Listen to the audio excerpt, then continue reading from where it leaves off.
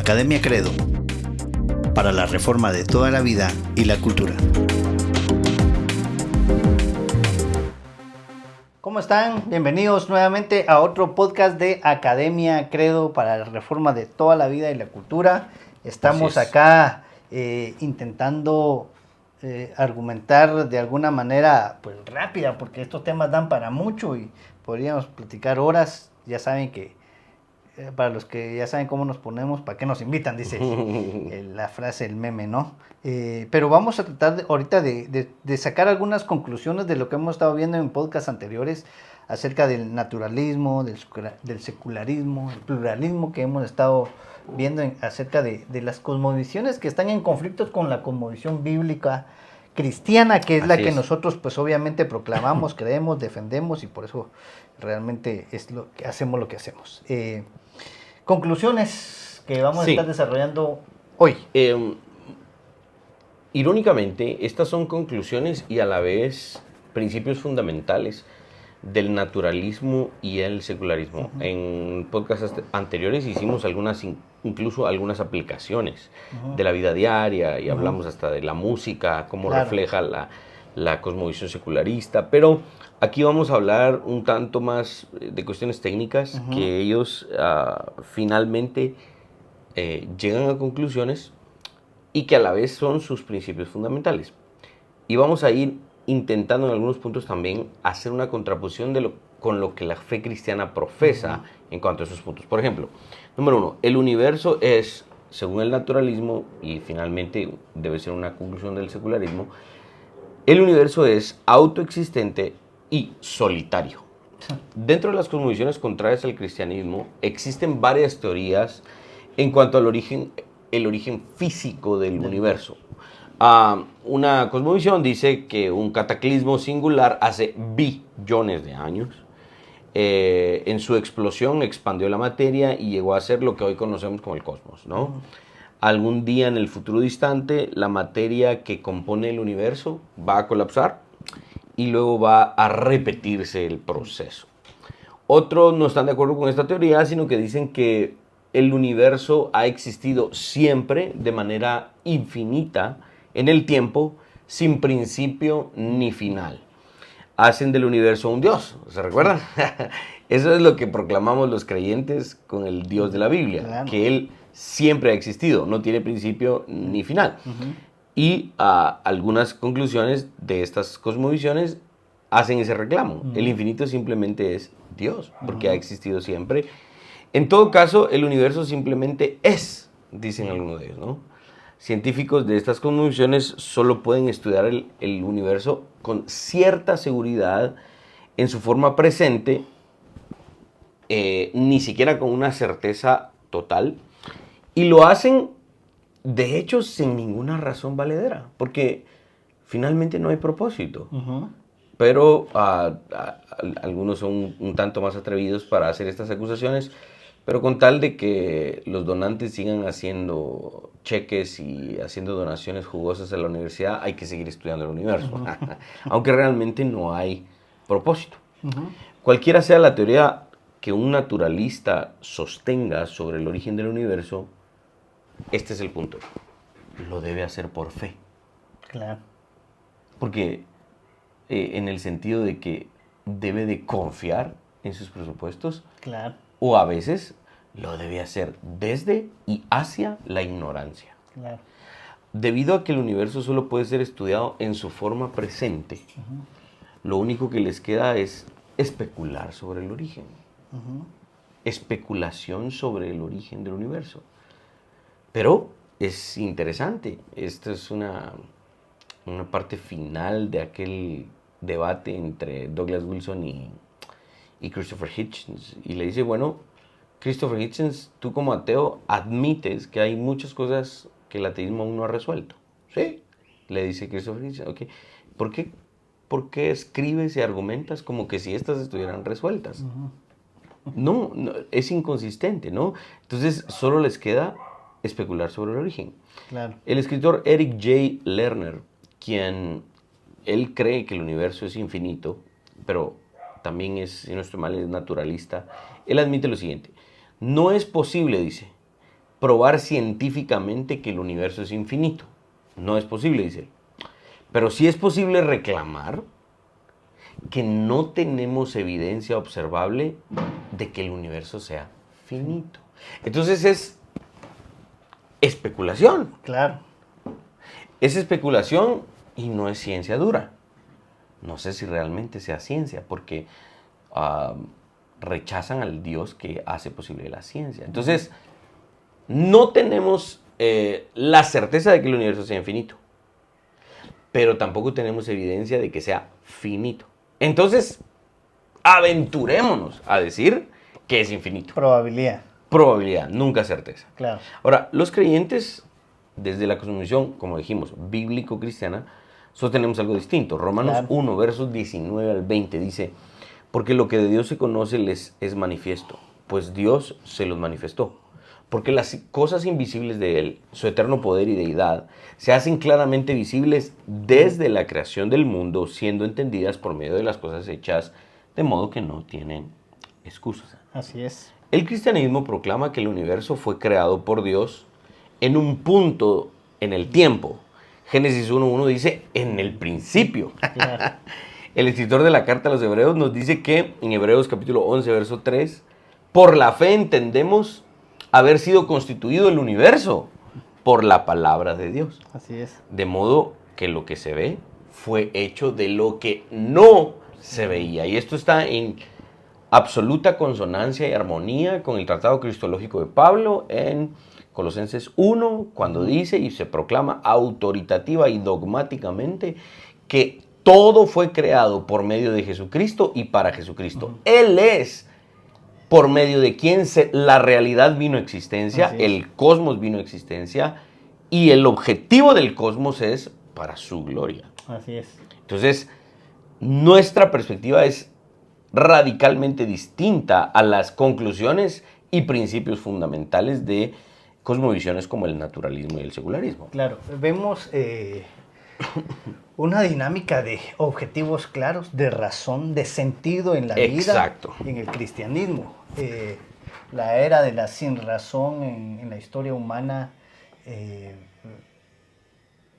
creo que ha abarcado incluso pensamientos hasta hoy, es tan conflictiva, tan degenerativa, tan destructiva, porque vemos a generaciones o a individuos sin sentido y sin razón en nuestra existencia. Yo llamo la atención, si estamos hablando un poquito de ciertas conclusiones o dinámicas para poner, otra vez traigo a colación la música, ¿no? Porque por alguna razón, de alguna manera tenemos algo que ver con la música ahí, pero estoy tratando de recordar ahorita que lo mencionabas, una de las bandas de algún sentido influyentes en cierta época, cierta generación, la famosa Nirvana, ¿no?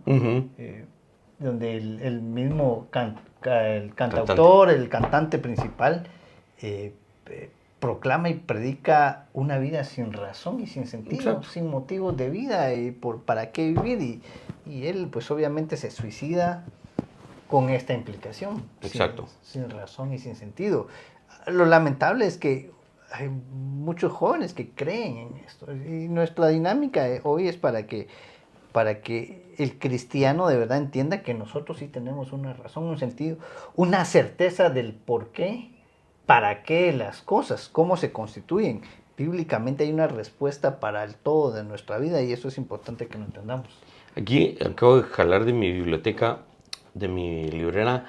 Este libro es bien importante, lástima no existe en español, pero este era un político, un estadista creyente en Jesucristo en la época en la que los Estados Unidos empezaban a ser como nación.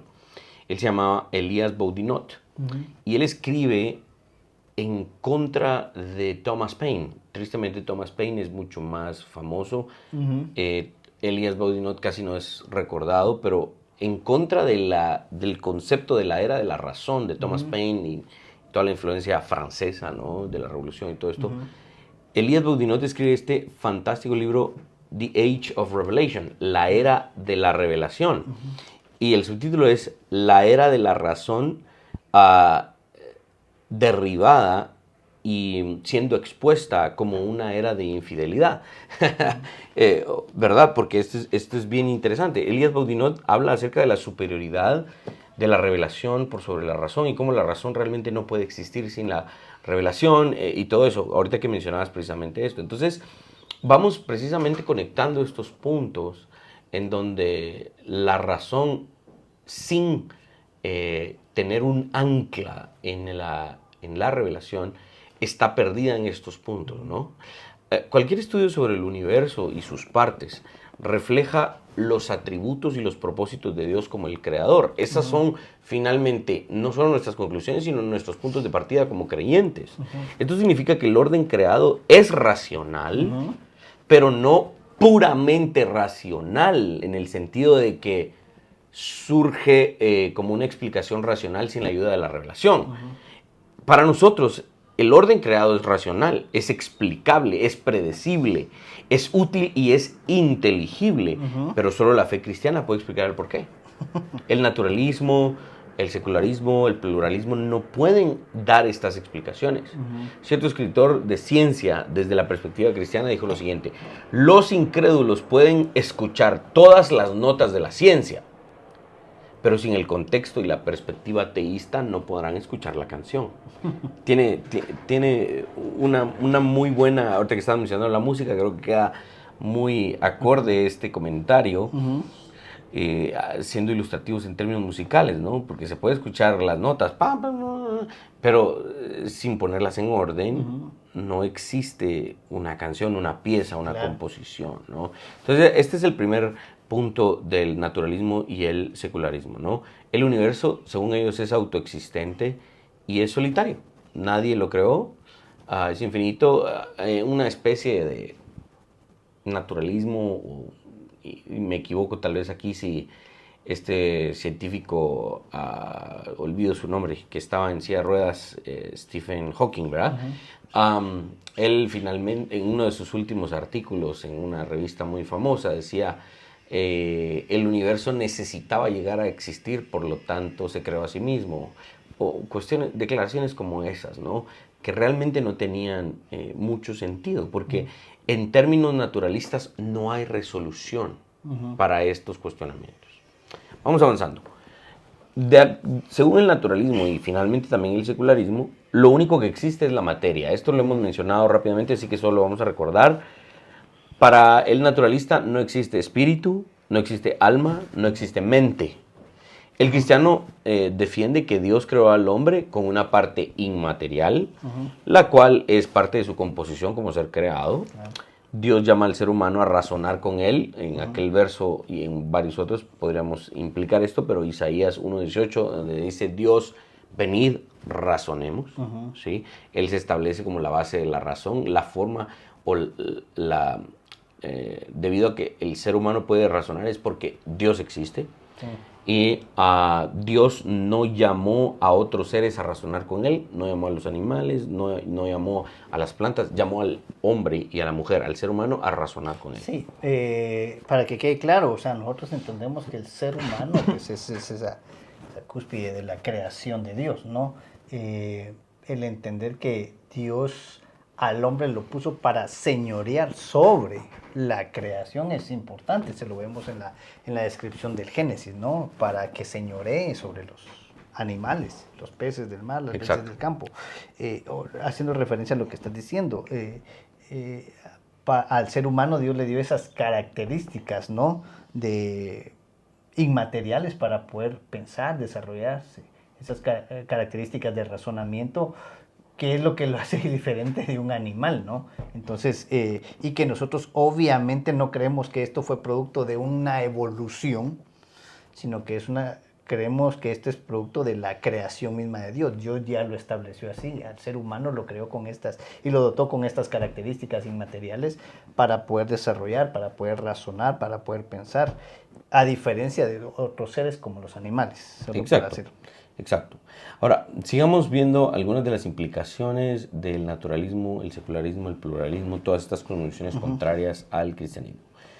Otra de estas cosas que ellos proclaman es que el universo sigue evolucionando sin un patrón realmente predecible. ¿Sí? La forma en la que el universo se comporta hoy, según ellos, no necesariamente será igual mañana. El chance y el azar dictan la dirección del universo y la dirección que éste llevará. ¿Ven lo absurdo de eso? O sea, el chance y el azar, ¿qué es eso? Primero, no es nada. Sí. Y si pudiéramos explicarlo, es algo impredecible, aleatorio, finalmente desordenado, sin propósito. Pero finalmente ellos creen que el chance y el azar dicta la dirección del universo, hacia dónde va evolucionando. Es realmente absurdo y contradictorio.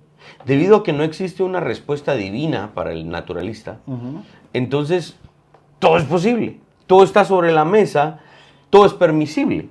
El robo, la esclavitud, la violación, el asesinato, el genocidio, etc. No existe nada ni nada en el universo en evolución que nos indique que estas cosas son malas. Finalmente el evolucionismo va a exponer que la ley más importante es la ley del más fuerte. Claro. Y sea la especie que sobrevivió porque se impuso sobre las otras, es una cosmovisión muy violenta. Imagínense esa cosmovisión súper violenta acusando a la cosmovisión cristiana de violenta. Sí. Al sostener estas presuposiciones de un universo en evolución sin un patrón, sin un orden predecible, el naturalista no podría hacer ningún tipo de actividad científica, claro. ¿Sí? Ya que el método científico requiere que el comportamiento del universo o del orden creado sea consistente y sea predecible. Que les contaba yo esta experiencia de un laboratorio de química allá en Estados Unidos al que pude ingresar y que me explicaron. Cuando yo le preguntaba, y mira, ¿y cómo haces este producto? Bueno, es que lo hicimos así, asá. Hubo no sé cuántas semanas que estuvimos haciendo estas mismas pruebas, hasta que nos dio tantas veces el mismo resultado, pasamos a... Ok, yo pregunto, ¿cómo es que un científico puede llegar a tener la certeza de que ciertos procedimientos le dan el mismo resultado después de varias veces que lo prueba? Porque el orden creado tiene una consistencia y es predecible. Y este es el problema del ateísmo y del naturalismo, que ellos asumen esto, pero al mismo tiempo lo niegan. Nosotros como creyentes podemos no solo asumir, sino sostener y justificar que el orden creado es consistente en su comportamiento y es predecible porque hay un Dios que así lo hizo funcionar. Pero el naturalista finalmente tiene que decir, no, esto es aleatorio y al azar. Pero al mismo tiempo necesitamos que haya orden para poder hacer ciencia. Entonces, es inconcebible. Es inconcebible, inconsistente. Otra es la palabrita que nos gusta decirlo acá, porque estás mencionando un científico, pero veámoslo en los diferentes campos donde interactúan los elementos de la creación y no precisamente tienen que ser elementos visibles. Estamos hablando de alimentos, por ejemplo. Un panadero tiene que utilizar elementos que son predecibles para elaborar una receta que ya anteriormente elaborado. Mira, tanto producto por tanto expuesto a tal temperatura con tanto, va a dar como resultado esto. Si usted no hace esto, o sea, es evidentemente que es predecible. En la cosmovisión naturalista eso no se puede garantizar. Claro. Eso no se puede garantizar. Entonces, ¿por qué funciona? Porque la cosmovisión cristiana es verdad. Claro. No porque el naturalismo sea verdad. Así es. Ahí es donde vamos a regresar al punto de que el naturalismo proclama una cosa, pero vive inconsistentemente con lo que proclama. Así es. ¿Sí? Así es. Entonces, vamos viendo cómo no podemos sostener o no podemos creer en una cosmovisión inconsistente. Ok. Otra conclusión de estas cosmovisiones. El fin del ser humano es la extinción. Esta es finalmente su conclusión lógica. Incluso alguien que aparenta no ser ateo hoy, un personaje muy famoso, Elon Musk, el dueño de, antes Twitter, ahora X, el dueño de Tesla y Él creo que también fue el que creó PayPal o algo así, todo ese tipo de cosas. Él, curiosamente, cree esto del futuro. En una entrevista él dijo, bueno, el ser humano se va a extinguir. El ser humano debe tener en claro que el ser humano se va a extinguir, la vida en la Tierra se va a extinguir. Ellos tienen esa escatología, finalmente. Sí tienen una escatología. Aquí les dije en podcasts anteriores que íbamos a hablar de el famoso John Lennon, ¿no? El escritor, uno de los miembros de la banda Los Beatles. Y él escribió una canción muy famosa, ¿no? Imagine, imagina. La canción de John Lennon puede finalmente describir el credo de la cosmovisión naturalista. Solo voy a leer un par de versos. En su canción decía, imagina que no hay cielo. Es fácil si lo intentas. No hay infierno debajo de nosotros. Sobre nosotros solo cielo. Imagina a toda la gente viviendo el hoy. Como músicos, a mí me causa tanta... Una rabia santa. Que una melodía tan bonita diga algo tan malo, ¿no? Sí, claro. Imagine all the people. Entonces, pero este es el credo de los naturalistas. El naturalismo no provee ningún tipo de doctrina para la vida después de la muerte, claro, para la preservación de la vida, para el legado, no provee ningún tipo de doctrina para el esfuerzo de los seres humanos para prolongar la vida en esta tierra, para preservarla. El naturalismo no ofrece ningún tipo de esperanza. Y si pudiese ofrecer algo, sería a base de ignorancia, porque ¿cuál es uno de sus principios? Que la existencia de las cosas no puede ser separada de la materia. Así es.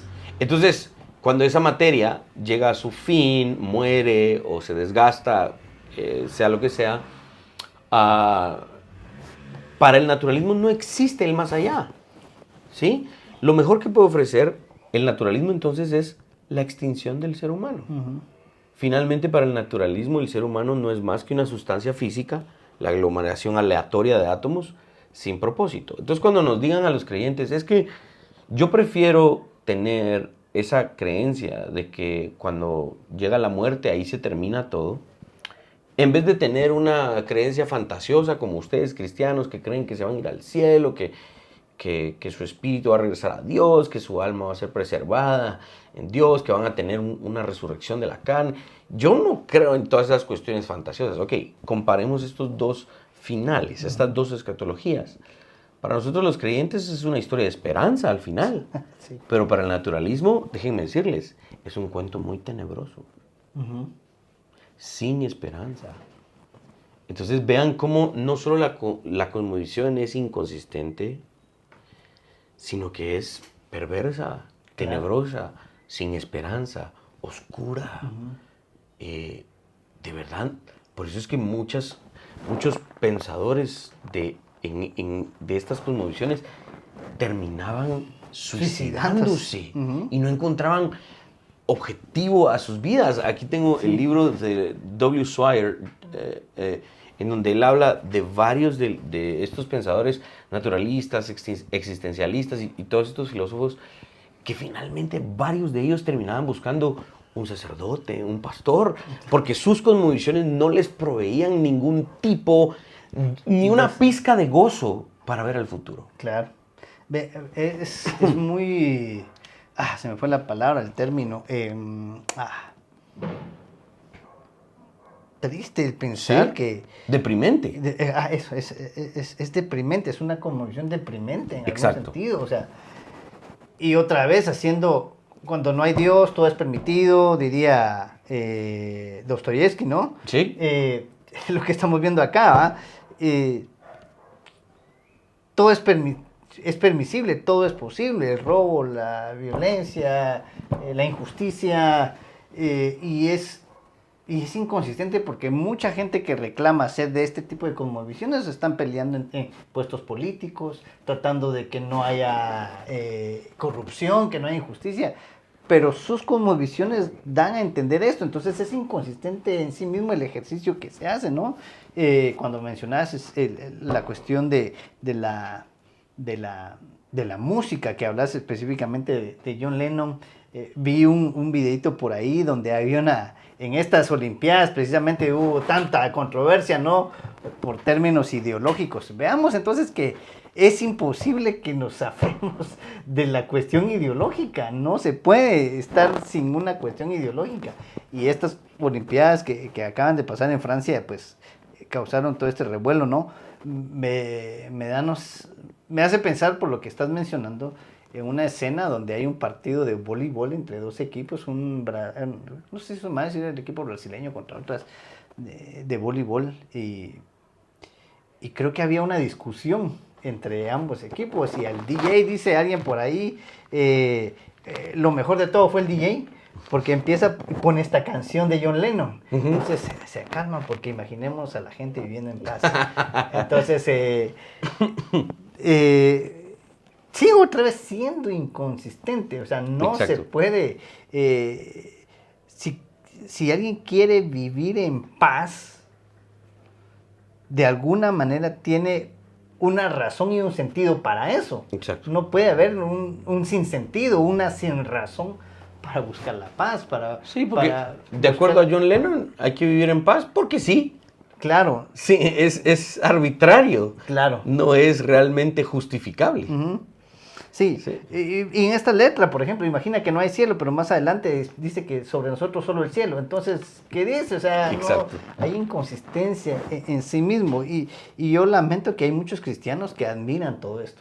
Pues, lo aplauden y todo lo demás. O sea, tristemente. Alarán, qué brutal, qué letra más increíble. Y no, pero hermano, hay que ser consistentes otra vez con nuestra fe cristiana, que está sobre todas estas como visiones de vida, porque no proveen una esperanza futura. Avancemos en la historia de John Lennon, y quien le sobrevivió fue su pareja, uh-huh. Yoko Ono, ¿verdad? Uh-huh. Hace un tiempo vi un video del supuesto arte de Yoko Ono. No sé si la han oído ustedes, pero lo que ella hace no es canto. Es un grito, es una especie de gritos. Búsquenlo después de terminar este podcast. Busquen a Yoko Ono y su supuesto arte. Es el reflejo de esta cosmovisión.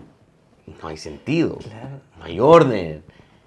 La gente le aplaude y yo, no sé, yo no le aplaudiría a eso. Yo no creo que sea arte, de verdad. ¿Por qué? Porque es un reflejo fiel de su cosmovisión. Claro, no solo ella, sino que aquellos otros videos de ciertos artistas, músicos, ¿no? O, por ejemplo, yo que le entro un poquito al tema de la batería, hay un muchacho ahí con una tarola, con una caja, haciendo... No sé desastre. No sé qué llamarle. Ni siquiera es música. Mi bebé más de 2 años creo que logra hacer un mejor sentido del ritmo y de la Probablemente, Ethan, sí. Que lo que hace este muchacho y los demás alrededor admirándole, que guau, pues no está haciendo... Está ridículo eso, hombre. Es una ridiculez. No puede ser que de verdad, siendo honesto, podamos decir, eso tiene sentido, razón. Exacto. Para vivir. Y son fieles reflejos de estas cosmovisiones. Bueno, vamos a ver una implicación más, creo yo, porque se nos va bastante el tiempo. De acuerdo al naturalismo y al secularismo, no puede haber certeza. Uh-huh. No existe certeza. Debido a que enseña que todo evoluciona y sin un orden uh-huh. y un patrón predecible, entonces no puede existir la certeza. La verdad es un concepto cambiante. Uh-huh. Y eso es absurdo. Sí, es absurdo por naturaleza. Lo que hoy es verdad, mañana podría ser falso, de acuerdo al naturalismo. Uh-huh. Charles Darwin, el padre del evolucionismo, él mismo entendió lo horripilante de las implicaciones de su propia teoría uh-huh. evolutiva. En una de sus cartas que fueron preservadas, miren lo que Charles Darwin escribió. Se los voy a leer detenidamente para que vean que él mismo terminó rechazando su propia teoría, la cual todavía se sigue predicando en las universidades más cultas del mundo. Miren lo que escribió Charles Darwin. En mi caso, siempre surge la horrible duda, decía Charles Darwin, de si las convicciones de la mente humana, que se ha desarrollado a partir de la mente de los animales inferiores, ¿Tienen algún valor o son dignas de confianza? Charles Darwin pregunta, ¿confiaría alguien en las convicciones de la mente de un mono si es que hay convicciones en esa mente? Ok, esto no lo estamos escribiendo nosotros para inculpar a Charles Darwin. Esto es un extracto de una de sus cartas. Al final de sus días, cuando él mismo en su autobiografía, página 91, 92, él mismo básicamente dice, me deberían finalmente de tomar como un teísta porque no creo realmente que nuestras observaciones hayan sido correctas. Esas son finalmente sus implicaciones al final de sus días. Y él está diciendo, ok, si mantenemos consistencia en nuestro naturalismo, Charles Darwin, y dice, si la mente humana realmente se llegó a desarrollar a partir de un cerebro, de un mono animal inferior, yo pregunto, dice Charles Darwin, él mismo se cuestiona y cuestiona su teoría evolutiva, preguntando si en la mente de ese mono, antes de convertirse en la mente de un ser humano, un cerebro de un ser humano, ¿existían convicciones en ese mono? Y él mismo dice, me surge la horrible duda de que eso puede ser así. Entonces, veamos cómo el naturalista, su propia cosmovisión le traiciona. Por eso es que nosotros no decimos que la fe cristiana es superior y que la fe cristiana es la única solo por decirlo, solo porque como nacimos en un hogar cristiano así lo decimos. No, no, no. Lo decimos porque toda otra cosmovisión tiene estas terribles falencias y carencias, absurdidades cuando las presionamos en sus elementos básicos. En virtud de esas absurdidades, la fe cristiana prevalece. Así es. El naturalista debiese ir aún antes de la mente del mono. Tendría que ir a ver incluso a la ameba, al microbio que supuestamente después evolucionó en un crustáceo, en un pez y que después se convirtió en un mono y después un homínido. Realmente Charles Darwin no estaba ni siquiera llegando a la mitad del cuento. En su teoría evolutiva, en su naturalismo, Charles Darwin debió de irse a preguntar qué convicciones habían en aquel microbio del cual finalmente venimos. Supuestamente hubo una sopa de probióticos y químicos de los cuales surgió la vida. Allí habían convicciones. Me surge la horrible duda, dice Charles Darwin, y nosotros vamos a presionar ese punto. Si los mismos naturalistas dudan de su naturalismo, ¿por qué los creyentes tendríamos que siquiera considerar una cosmovisión como ella? Creo que es un buen punto para terminar. Así es. Bueno, otra vez se nos va el tiempo y creo que han sido unos buenos puntos conclusivos para que nosotros como cristianos obviamente entendamos que nosotros sí tenemos una respuesta a estos temas, una razón. Hay certeza para nosotros. Así Cristo, es. ¿sí? Sí. Para este tipo de cosmovisiones no puede haber una certeza. Para nosotros hay un fin para la existencia humana, para ellos no. Hay una sin razón, hay un sinsentido, no hay elementos consecuentes para la eternidad, para Así nosotros sí. ¿Qué otra cosa? Nuestro universo, para ellos el universo está evolucionando según patrón. Para nosotros, obviamente, ya el universo fue creado de manera perfecta y la dinámica del reino de Dios es que nosotros seamos regenerados a esa perfección a la cual fuimos creados, ¿no? Lo único que existe para ellos es la materia.